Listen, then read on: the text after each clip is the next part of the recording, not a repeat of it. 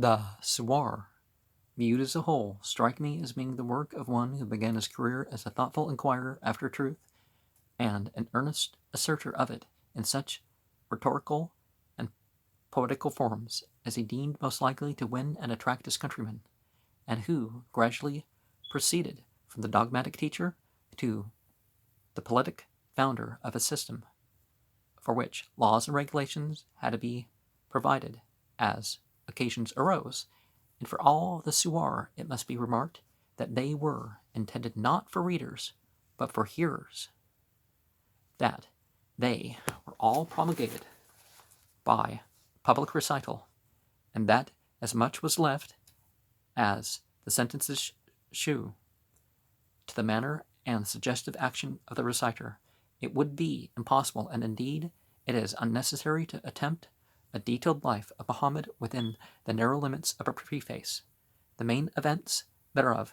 with which the Suwar of Al-Quran stand in connection, are the visions of Gabriel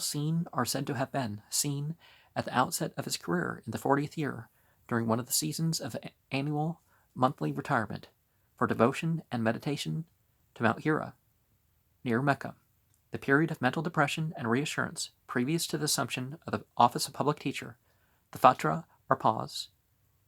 during which he probably waited for a repetition of the angelic vision, his labors in comparative privacy for 3 years, issuing in about 40 converts, of whom his wife Khadija was the first, and Abu Bakr the most important,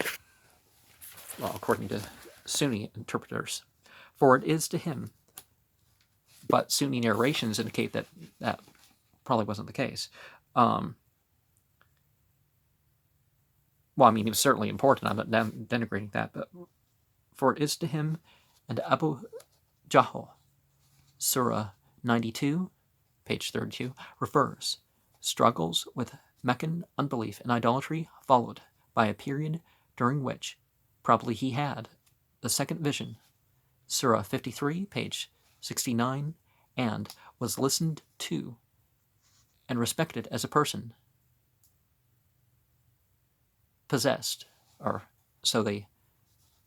called him an insult. But don't these people worship jinn? What's the problem? I mean, what was their problem? Surah 69, 42, page 60,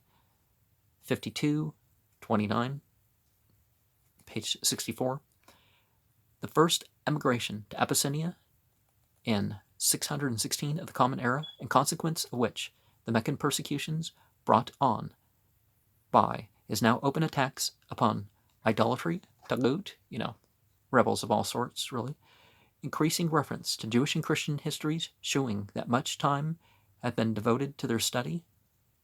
except he didn't pick up a lot of what was said in them, but, he differed quite a bit.